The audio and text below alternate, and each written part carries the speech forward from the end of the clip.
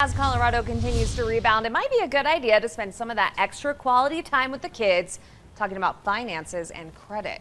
News 5's Patrick Nelson shows us why having that conversation now could help set your kids up for future financial success.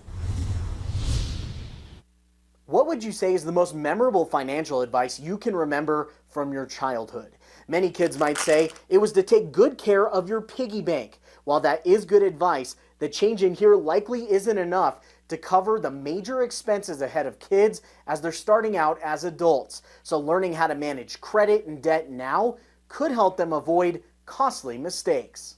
Building credit, managing debt, avoiding scams. These items might not be a top priority for many kids, but experts warn financial decisions they'll make as young adults could open or close a lot of doors. Good credit can make things easier for you in the future, whether it's securing loans and credit cards with better terms and rates, but it might even help like your ability to land a job or rent a desirable apartment. Credit expert Nathan Grant says while it's true kids can't even open up their own bank account until they're 18, parents can use a prepaid card to teach money management well before their kids become adults.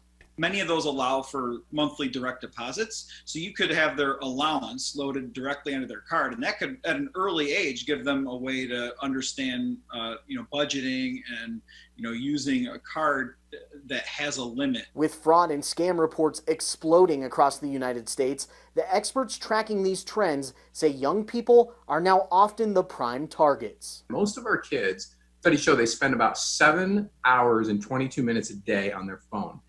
And if you think about all the potential data points, I mean, it's almost infinite, the number of places that a hacker can actually extract information from. Experts suggest running a credit check when they're 16, providing time to fix problems before they become an adult.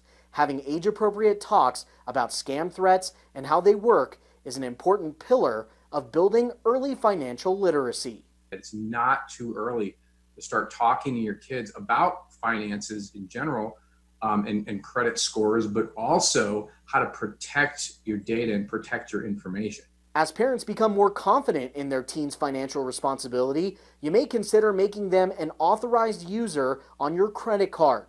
Even if you're not ready to let them make purchases on your card, experts say as long as you're responsible, just making them an authorized user will help them build credit. You can add them as a user and not give them access, and it'll hopefully build their credit up right out the gate. Here's your rebound rundown.